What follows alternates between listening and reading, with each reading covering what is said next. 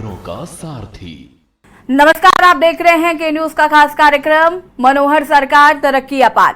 हरियाणा की मनोहर लाल सरकार जनता को समर्पित सरकार है। मानसून सत्र में सीएम मनोहर लाल ने जहां विपक्षी दलों को सटीक जवाब दिए, तो वहीं सरकार ने कई महत्वपूर्ण बिल पास किए, जिनसे निश्चित रूप से जनता को सहूलियतें मिलेगी। देखिए रिपोर्ट।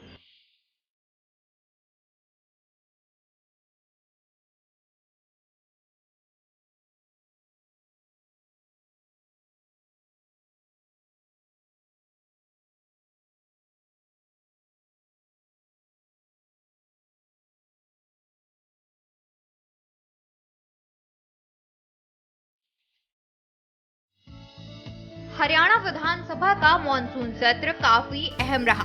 मनोहर लाल सरकार ने जनता को राहत देने के लिए कई जरूरी फैसले लिए हैं। बता दें कि मॉनसून सत्र के दौरान कुल 9 बिल पारित किए गए। मॉनसून सत्र के दौरान कुल 9 बिल पारित।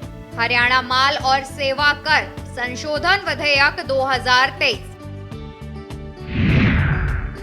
हरियाणा वाद्य शोर नियंत्रण निरसन विधेयक 2023, हरियाणा किशोर धूम्रपान निरसन विधेयक 2023, सोनीपत महानगर विकास प्राधिकरण विधेयक 2023, हरियाणा नगर निगम संशोधन विधेयक 2023, हरियाणा नगरपालिका संशोधन विधेयक 2023, हरियाणा नगरीय क्षेत्र विकास व विनियमन द्वितीय संशोधन विधेयक 2023, हरियाणा विनियोग संख्या 3 विधेयक 2023, हरियाणा विनियोग संख्या 4 विधेयक 2023। चलिए आपको बताते हैं कि क्या है हरियाणा माल और सेवा कर अधिनियम 2017 को संशोधित करने के लिए हरियाणा माल और सेवा कर विधेयक 2023 पारित किया गया है। राज्य सरकार द्वारा माल या सेवाओं या दोनों के अंतर्राज्यीय आदान प्रदान पर कर लगाने और संग्रह के प्रावधान के मद्देनजर यह संशोधन प्रस्तावित है। जीएसटी परिषद की सिफारिशों के आधार पर केंद्रीय वित्त अधिनियम 2023 व केंद्रीय माल और सेवा कर अधिनियम 2023 के द्वारा केंद्रीय माल और सेवा कर अधिनियम 2017 में किए गए संशोधनों की तर्ज पर हरियाणा माल और सेवा कर अधिनियम 2017 में संशोधन का प्रस्ताव है। इसी प्रकार हरियाणा वाद्य अधिनियम 1956 को संशोधित करने के लिए हरियाणा वाद्य निरसन अधिनियम 2023 को पारित किया गया। हरियाणा वाद्य अधिनियम 1956 के सभी प्रावधान केंद्र के अधिनियम में भी लागू हैं। बता दें कि इस समय केंद्र का अधिनियम पर्यावरण अधिनियम 1986 का केंद्रीय तथा प्रदूषण नियम 2000 पूरे भारतवर्ष में लागू है। इसलिए मनोहर लाल सरकार के नजरिए से हरियाणा वाद्य अधिनियम 1956 को अब राज्य में लागू रखने की कोई आवश्यकता नहीं है। वहीं हरियाणा किशोर धूम्रपान निरसन अधिनियम 1918 को संशोधित करने के लिए हरियाणा किशोर धूम्रपान निरसन विधेयक 2023 पारित किया गया। हरियाणा किशोर धूम्रपान निरसन अधिनियम 1918 के प्रावधान सिगरेट और अन्य तंबाकू उत्पाद अधिनियम 2003 जो कि संपूर्ण भारतवर्ष में लागू है के अधीन आते हैं। इसलिए हरियाणा किशोर धूम्रपान अधिनियम 1918 को अब राज्य में लागू रखने की कोई आवश्यकता नहीं है। अब बात करें सोनीपत महानगर विकास प्राधिकरण विधेयक 2023 की। रोजगार के अवसर उत्पन्न करने के माध्यम से निवासियों को जीवन की गुणवत्ता और उचित जीविका स्तर उपलब्ध करवाने के माध्यम से सोनीपत महानगर क्षेत्र के निरंतर स्थायी तथा संतुलित विकास के लिए विजन विकसित करने के लिए एकीकृत और समन्वित योजना अवसंरचना विकास की अवस्था के लिए तथा नगरीय सुख सुविधाएं गतिशील प्रबंधन, नगरीय पर्यावरण और सामाजिक आर्थिक और औद्योगिक विकास के स्थायी प्रबंधन के उपबंध करने के लिए तेजी से बढ़ रही नगर बस्तियों के रूप में सोनीपत के विस्तार के संबंध में स्थानीय प्राधिकरणों के समन्वय में नगरीय सुशासन तथा वितरण ढांचे को पुनः प्रभाषित करने के लिए खास प्रयोजन और उससे संबंधित उसके अधीनस्थ मामलों के लिए वैधानिक प्राधिकरण स्थापित करने के लिए सोनीपत महानगर विकास प्राधिकरण विधेयक 2023 पारित किया गया। वहीं हरियाणा नगर निगम विधेयक 1994 को संशोधित करने के लिए हरियाणा नगर निगम विधेयक 2023 पारित किया गया है। ये विधेयक 16 मई 2023 से लागू समझा जाएगा। हरियाणा नगर निगम अधिनियम 1994 की धारा 6 की उपधारा के स्थान पर कई उपधारा प्रतिस्थापित की जाएगी। प्रत्येक नगर निगम में पिछड़े वर्ग का के लिए सीटें आरक्षित की जाएंगी। आरक्षित सीटों की संख्या उस नगर निगम में सीटों की कुल संख्या के समान अनुपात में होगी, जो कि उस नगर निगम की कुल जनसंख्या के अनुसार पिछड़े वर्ग का की जनसंख्या के अनुपात की आधी होगी। हरियाणा नगर पालिका विधेयक 1973 को संशोधित करने के लिए हरियाणा पालिका विधेयक 2023 पारित किया गया। हरियाणा पालिका विधेयक 2023 के तहत हरियाणा नगर पालिका अधिनियम 1973 के अधिनियम 24 की धारा 10 में संशोधन किया गया है। विधेयक 16 मई 2023 से लागू हुआ माना जाएगा। प्रत्येक नगर पालिका में पिछड़े वर्ग का के लिए सीटें आरक्षित की जाएंगी। आरक्षित सीटों की संख्या उस नगर पालिका में सीटों की कुल संख्या के समान अनुपात में होंगी, जो उस नगर पालिका की कुल जनसंख्या के अनुसार पिछड़े वर्ग का की जनसंख्या के अनुपात की आधी होगी। हरियाणा नगरीय क्षेत्र विकास व विनियमन विधेयक 2023 हरियाणा नगरीय क्षेत्र विकास तथा विनियमन अधिनियम 1975 को संशोधित करने के लिए हरियाणा नगरीय क्षेत्र विकास तथा विनियमन विधेयक 2023 पारित किया गया है।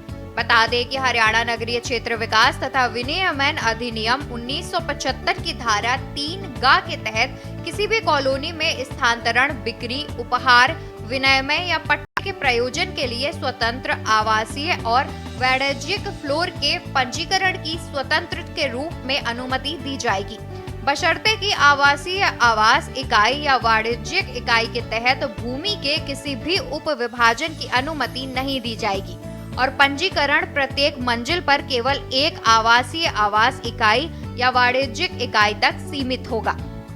इसी प्रकार विधानसभा में मार्च 2024 के 31वें दिन को समाप्त होने वाले वित्त वर्ष के दौरान सेवाओं के लिए हरियाणा राज्य की संचित निधि में से कुल 9,190 करोड़ 82,70,000 रुपए के भुगतान और विनिमय प्रयोग का प्राधिकार देने के लिए हरियाणा विनियोग विधेयक 2023 पारित किया गया है। ग्रुप सी भर्ती के लिए सरकार ने उठाए अहम कदम। आपको बता दें कि मनोहर लाल सरकार ने रिक्त पदों पर जल्द से जल्द भर्ती करने की एक पॉलिसी बनाई है। इस पॉलिसी के तहत भर्ती प्रक्रिया तेजी से हो सकेगी। राज्य सरकार ने ग्रुप डी के पदों के लिए एक कॉडर बनाया है, जिसमें वरिष्ठता के आधार पर भविष्य में कर्मचारी अपना विभाग बदल सकता है। वहीं ग्रुप सी की भर्ती के लिए भी सुधारात्मक कदम उठाए हैं। हरियाणा विधानसभा के मॉनसून सत्र में प्रश्नकाल के दौरान उठाए गए प्रश्न का जवाब देते मुख्यमंत्री मनोहर लाल ने कहा कि पहले सरकारी भर्तियों में पहले बहुत लंबा समय लगता था, पदों की संख्या भी बहुत अधिक होती थी और पदों की श्रेणियां भी अधिक बनती थी। इसलिए इस प्रक्रिया को स्पीड अप करने के लिए सरकार ने ग्रुप सी व डी भर्ती के लिए नई नीति बनाई।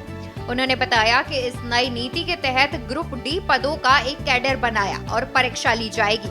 यदि उम्मीदवार चयनित होने के कुछ समय बाद अपना विभाग बदलना चाहते हैं तो वे वरिष्ठता के आधार पर बदल सकते हैं। उन्होंने कहा कि ग्रुप सी पदों के लिए भी हर विभाग के अलग अलग सर्विस रूल्स थे, जिसकी वजह से ग्रुप सी पदों पर भर्ती हेतु एक परीक्षा लेना संभव नहीं था। गवर्नमेंट की सिलेक्शंस बहुत लंबा समय लेती रही हैं, आज से नहीं पिछले कई वर्षों से। प्रावधान अगर ये रखा जाए कि हर कैटेगरी के लिए अलग से एग्जाम होगा, चाहे 10 पोस्ट हैं तब भी लाखों लोगों ने अप्लाई करना है और चाहे 500 हैं तब भी करेंगे, 5,000 हैं तब भी लाखों करेंगे। उसी में से एक रास्ता ही निकाला कि हम थोड़ा इसको स्पीड अप करें, तो नई पॉलिसी हमने बनाई है। उस नई पॉलिसी के 2 पहलू हैं। पहला पहलू यह है कि ग्रुप डी जैसे हमने किया है कि पूरी ग्रुप डी की अलग अलग पोस्टें उनका एक कैडर बना दिया जाए और एक कैडर बनाने के बाद फिर ग्रुप डी में मान लो कोई एक डिपार्टमेंट में जाता है, दूसरे में जाता है, मानो पीएन है तो पीएन यहाँ भी वही काम करेगा, वहां भी वही करेगा। और हम उसको सुविधा ये भी दे रहे हैं कि अगर एक समय के बाद वो अपने डिपार्टमेंट को बदलना भी चाहे, अपने चॉइस से भी जा सकता है, सीनियरिटी के हिसाब से जैसे हम ट्रांसफर करते हैं वैसे सीनियरिटी के हिसाब से उसके डिपार्टमेंट भी बदले जा सकते हैं। सर्विस रूल्स अलग अलग होने के कारण से उनको अलग अलग एग्जाम लेने की प्रक्रिया चालू कर सकते हैं, लेकिन अगेन 3,59,000 को अगर वो करेंगे तो वो सालों साल लगते हैं। फिर उसके ये आया कि समान क्वालिफिकेशन होने के नाते जो जो ग्रुपिंग की जा सकती है उनका ग्रुप बनाया जाए। 64 ग्रुप ऐसे बने हैं और इन ग्रुप्स के एक ग्रुप का एक बार एग्जाम। आपने तो ये कहा कि 64 ग्रुप का इकट्ठा एग्जाम लिया जा रहा है, इकट्ठा नहीं लिया जा रहा, 64 एग्जाम होंगे एक एक ग्रुप के नाते जिनकी क्वालिफिकेशन सेम है। 4 गुणा का एक विषय आया है। 4 गुणा इसलिए कि देखिए उसके बाद भी पोस्टें कहीं कम है कहीं ज्यादा है, तो इसलिए हर एक पोस्ट के लिए अलग से सारी संख्या को बुलाना उसकी बजाय कहीं मान लो 25 लोग सिलेक्ट हो रहे हैं, तो जो एक क्वालिफाई करके CET 1 आया है इसका मतलब उनकी भी एक मेरिट बनी है, और जब मेरिट बनी है तो 25 की जगह 100 लोगों का टेस्ट लेकर के उस 100 में भी अगर व्यक्ति नहीं आता है तो कमीशन का मानना है कि उसके बाद वाले आने की संभावना नहीं है। 100 में से 25 लोग सिलेक्ट हो जाएंगे, 75 में से बाकी जगह किसी ने अप्लाई किया हुआ है तो वो 4 गुणा में आएगा तो वो सिलेक्ट होगा, इसलिए 4 गुणा का रखा है। ग्रुप सी के 35,000 पद। सीएम ने सदन में बताया कि सरकार की नई नीति के तहत CET परीक्षा के लिए ग्रुप सी पदों की लगभग 35,000 पदों के लिए विज्ञापन रिलीज किया गया। राज्य सरकार ने एक सामान्य पात्रता परीक्षा ली। सामान्य पात्रता परीक्षा के लिए आवेदन करने वाले उम्मीदवारों की कुल संख्या 11,22,232 थी। 3,59,146 ने CET स्तर 1 पास किया। उन्होंने कहा कि सभी पदों के लिए एक जैसी शैक्षणिक योग्यता को आधार मानते हुए 64 कैटेगरी बनाई गई है और हर ग्रुप की एक अलग परीक्षा होगी। उन्होंने कहा कि विभागों में पद कम या ज्यादा है, इसलिए पारदर्शी और योग्य उम्मीदवार का चयन करने हेतु CET परीक्षा 1 पास करने वाले उम्मीदवारों में से 4 गुणा उम्मीदवारों को बुलाया गया है। उन्होंने कहा कि ग्रुप 56-57 की अभी परीक्षा हुई है, जिसमें प्रश्नों के रिपीट होने का भी एक मामला सामने आया। वर्तमान में मामला न्यायालय में है। आय में छूट का प्रावधान। मुख्यमंत्री मनोहर लाल ने स्पष्ट किया कि सरकार ने उन उम्मीदवारों को आयु में छूट दी जिन्होंने हरियाणा कर्मचारी चयन आयोग द्वारा जारी कुछ विज्ञापनों के लिए आवेदन किया था, जिन्हें बाद में प्रशासनिक कारणों से वापस ले लिया गया था। स्पेशल डेस्क के न्यूज इंडिया।